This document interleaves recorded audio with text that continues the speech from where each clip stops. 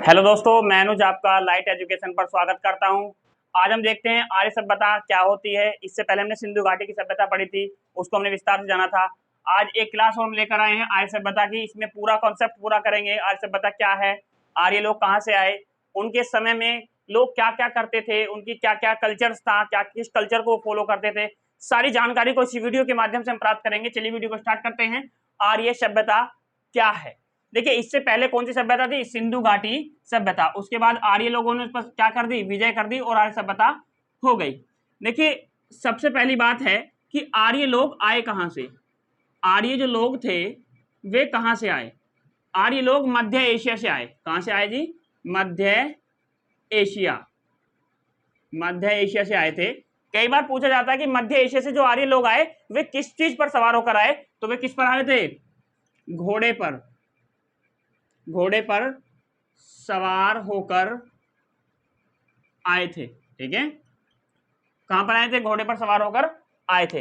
अब देखिए, आर्य सभ्यता जो है, इस सभ्यता का क्या अर्थ है। आर्य, देखिए जो आर्य है, आर्य का जो अर्थ है, आर्य का क्या है अर्थ। संस्कृत भाषा में इसको क्या कहते हैं, श्रेष्ठ कहते हैं। श्रेष्ठ कहते हैं या उत्तम। ठीक है, श्रेष्ठ कहेंगे या उत्तम कहेंगे। उसके बाद दूसरी बात यह आती है कि इसका उल्लेख, जो आर्य सभ्यता का उल्लेख मिलता कहां है, इसका उल्लेख कहां मिलेगा। देखिए, आर्य का जो उल्लेख मिलता है हमें मिलता है ऋग्वेद में। ऋग्वेद में, ठीक है। एक बार एग्जामिनर ने यह भी पूछा था कि ऋग्वेद में आर्य सभ्यता का, जो आर्य लोगों का कितने बार वर्णन है, तो ऋग्वेद में 36 बार वर्णन है।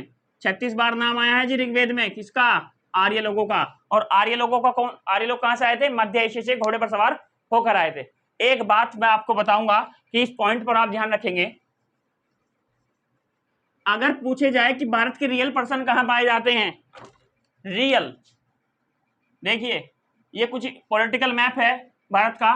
अब ये तो हो गया उत्तर भारत, और मध्य एशिया से कौन एंटर कर गया, मध्य एशिया से कौन एंटर कर गया, आर्य लोग। अब आर्य लोग यहाँ आए तो हिंदुस्तानी लोग यहाँ थे, तो वे लोग कहाँ गए, बचने की और डर की वजह से कहाँ गए, दक्षिण भारत में।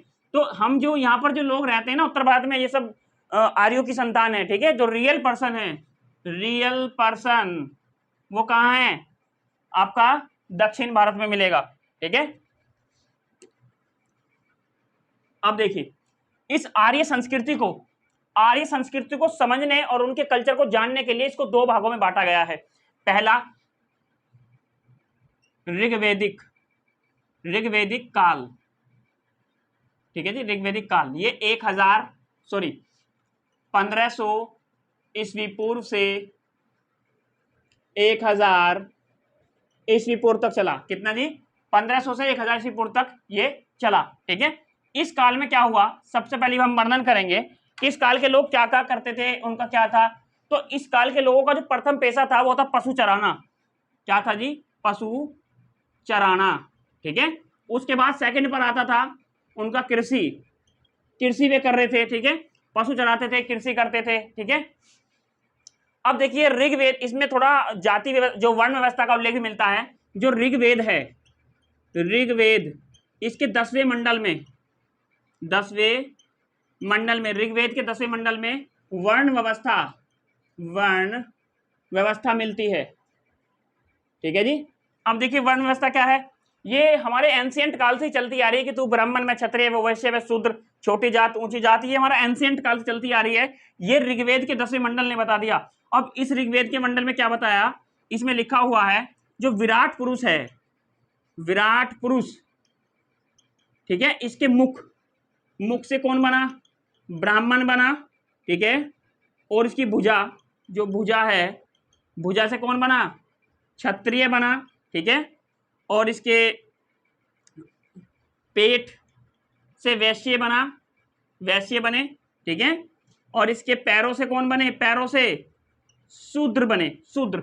ये 4 वर्ण व्यवस्था हमारे देश में थी। अब आप एक बताइए, ब्राह्मण सबसे ऊंचा, क्षत्रिय जो लड़ते थे, मार काट करते थे, और वैश्य जो व्यापार करते थे, ये कौन होते थे, व्यापारी होते थे देश में, है ना, जो व्यापार करते थे। शूद्र इन तीनों की सेवा करते थे। तो सबसे नीचे जाति को शूद्र माना जाता है एंशिएंट काल में, ऋग्वेद ने बताया 10वें मंडल में। तो ब्राह्मण लोग क्या करते थे, देखिए भेदभाव की नीति हमने पैदा की हिंदुस्तान में, कोई और करने वाला नहीं है। तो जो ब्राह्मण लोग थे इनके लिए देखिए वर्ड कैसे यूज किए जाते थे। ब्राह्मण के लिए वर्ड था आइए, आइए, ठीक है, बड़े सम्मान से इनको बुलाया जाता था एंशिएंट काल में। क्षत्रिय को कहते थे आओ। अब आप समझ जाना कि इसमें वर्ड में कितना अंतर है, आइए और आओ में बहुत अंतर होता है। और वैश्य को कहते थे जल्दी आओ, जल्दी आओ, ये इससे भी डाउन चला गया, ठीक है। और शूद्र कहते थे दौड़कर आओ, दौड़कर आओ, ये इससे भी डाउन चला गया, ठीक है। अब मुझे ये बताइए कि अब आपने ये वर्ण व्यवस्था बनाई है, तो इस वर्ण व्यवस्था से क्षत्रिय लोग क्या ब्राह्मण लोगों का सम्मान करेंगे? जो लोग ये व्यवस्था बना रहे हैं क्या वैसे लोग इसका सम्मान करेंगे? आपने ये व्यवस्था पहले ही बना दी है, तो अब तो जातिवाद में आदमी बदलेगा ही, जो कि ये सारी गलत है, ठीक है। इसीलिए देश में संविधान बनाया गया है कि प्रत्येक गरीब आदमी एक कोर्ट में जाकर अपना हक मांग सके, अपने हक के लिए लड़ सके, ठीक है। तो देश में संविधान सर्वोपरि है और देश में संविधान ही रहना चाहिए। आगे बढ़ते हैं।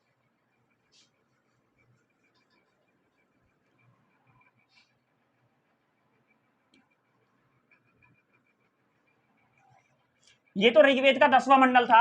अब देखते हैं ऋग्वेद का तीसरा मंडल क्या कहता है। ऋग्वेद का जो तीसरा मंडल है, तीसरा मंडल, इसमें गायत्री मंत्र है, गायत्री मंत्र, ठीक है जी। इसकी रचना किसने की? विश्वामित्र ने की, ठीक है जी। गायत्री मंत्र की जो रचना है किसने की? विश्वामित्र ने की। तो इसके कौन से मंडल में मिलता है? ऋग्वेद के तीसरे मंडल में मिलता है, ठीक है।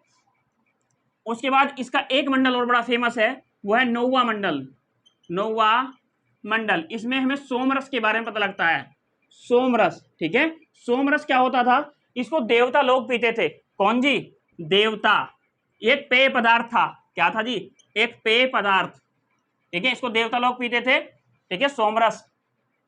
इसका उल्लेख कहां मिलता है? आपका 9वें मंडल में मिलता है। आगे बढ़ते हैं।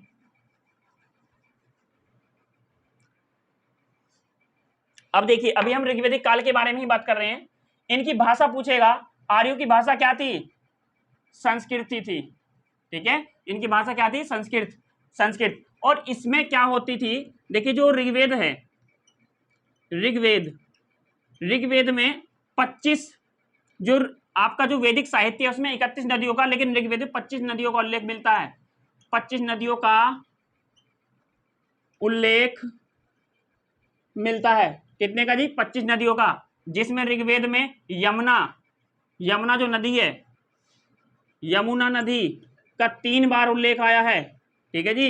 गंगा नदी का 1 बार उल्लेख आया है। और एक नदी और है सरस्वती। सरस्वती नदी सबसे पवित्र मानी जाती है। क्या मानी जाती है जी? पवित्र मानी जाती है, सबसे पवित्र, ठीक है। लेकिन इनके लिए, आर्यों के लिए सबसे इंपॉर्टेंट अगर कोई नदी थी तो वो थी सिंधु नदी, है ना। इंपॉर्टेंट नदी पूछ लेता है कई बार, तो वो कौन सी है? सिंधु नदी है। तो ये इस प्रकार से कुछ यहाँ नदी थी, ठीक है। आगे देखते हैं। अब देखिए इस काल के जो लोग थे, ऋग्वेदिक काल के लोग थे, वो क्या थे? शाकाहारी और मांसाहारी, ठीक है। दोनों प्रकार के ही थे, शाकाहारी भी थे और मांसाहारी भी थे। अब देखिए इनको, ये लोग गाय को बेहद ज्यादा इंपॉर्टेंट मानते थे। गाय, गाय का रोल देखिए। गाय को अघन्य कहते थे। ये अघन्य, अघन्य का क्या मतलब होता है? न मारे जाने योग्य, न मारे जाने योग्य, ठीक है। इसको बड़ा पवित्र मानते थे ये, ठीक है। गाय को, अगर कोई व्यक्ति गाय को मार देता था तो उसको मृत्यु दंड मिलता था, मृत्यु दंड मिलता था, यदि उसको देश से निकाल दिया जाता था, ठीक है जी। या तो मृत्यु दंड मिल जाता था या देश से निकाल जाता था। गाय बेहद इंपॉर्टेंट होती थी और जितने भी महाराजा राजा हुए हैं सबकी लड़ाइयां गायों को लेकर ही होती थी, ठीक है। आगे बढ़ते हैं। ये ग्रामीण सभ्यता थी, ठीक है। अब देखिए इसमें क्या है, क्षेत्र कैसे बटा होता था? इसमें किले होते थे। क्या होते थे जी? किले या कॉलोनी आप कह सकते हैं। उनका एक राजा होता था, राजा, इसको हम गोप कहते थे, गोप, ठीक है। क्या कहते थे? गोप कहते थे। या कबीले आप कह सकते हैं, कबीले, कबीलों का एक राजा होता था, उसको क्या कहते थे, गोप कहते थे। ठीक है जी। उसके बाद ये भाषा आप देख ही रहे हो, संस्कृत थी। ठीक है। अब ये लोग व्यापार बहुत करते थे। इनका जो विस्तार था ये कहाँ था, पंजाब में था। ठीक है, अफगानिस्तान, ठीक, पाकिस्तान, ये इतने में को फैली हुई थी। ठीक है, काफी इसका विस्तार था। ठीक, तो ये क्या है, कबीले के लिए राजा होता था, उसके लिए गोप होता था। ठीक है। अब एक और बड़ी इंपॉर्टेंट बात आती है कि इसमें जो ये जो शासन था, इसमें ये पहले जो सिंधु घाटी सभ्यता मैंने पढ़ाई आपको, वो मात्र सत्तात्मक थी। उसमें माता जो थी वो घर की मुखिया थी, लेकिन ये पितृ सत्तात्मक है, पितृ सत्तात्मक। ठीक है, यानी इसमें जो पिता होता है, पिता घर का मुखिया होता था। ठीक है, घर का मुखिया होता था। ठीक है जी, पिता जो है कौन होता था, घर का मुखिया होता था। ठीक है, और इसमें एक और है, दादा, दादी, नाना, नानी, इन सबको नृप्त कहा जाता था, नृप्त। ठीक है, नृप्त कहा जाता था। तो ये था जो आपका ऋग्वेद या ऋग्वेदिक काल। ठीक है, जो कहां से कब तक रहा, 1500 ईस्वी से 1000 ईस्वी पूर्व तक रहा। अब जैसे जैसे ये समाप्त होता गया, फिर आ गया उत्तर वैदिक काल। अब हम बात करेंगे उत्तर वैदिक काल में क्या व्यवस्था थी।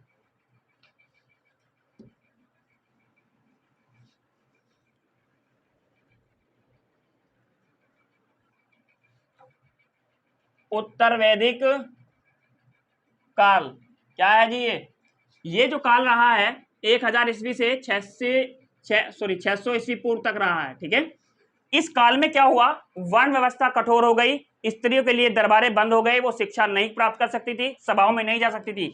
आप अपने देश की स्थिति जानिए, सिलेक्शन लेने से इंपॉर्टेंट सबसे ज्यादा हो जाता है कि आप उस देश की स्थिति को जाने जिसमें आप रहते हैं।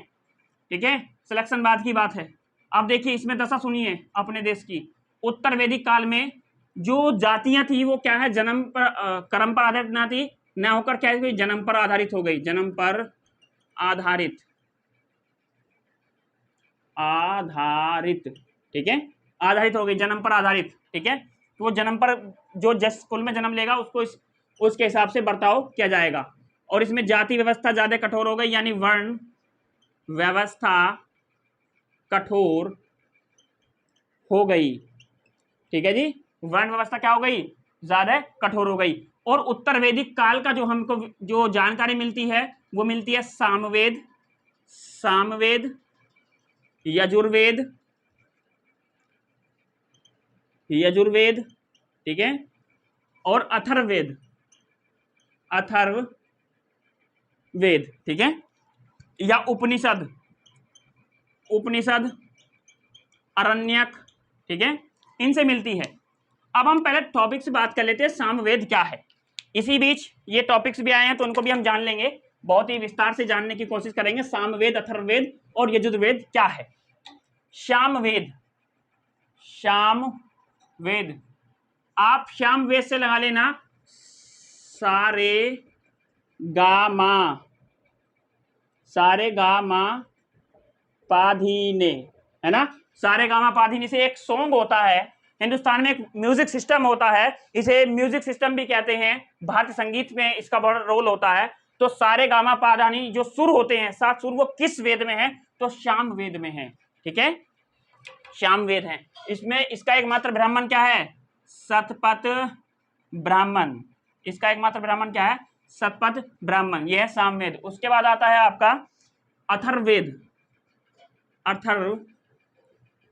ठीक है, इसकी जो रचना की थी वो अंगिरस और अथर्व ने मिलकर की थी, इसलिए इसे अथर्व अंगिरस भी कहते हैं। ये सबसे न्यू है, छोटा है। ठीक है,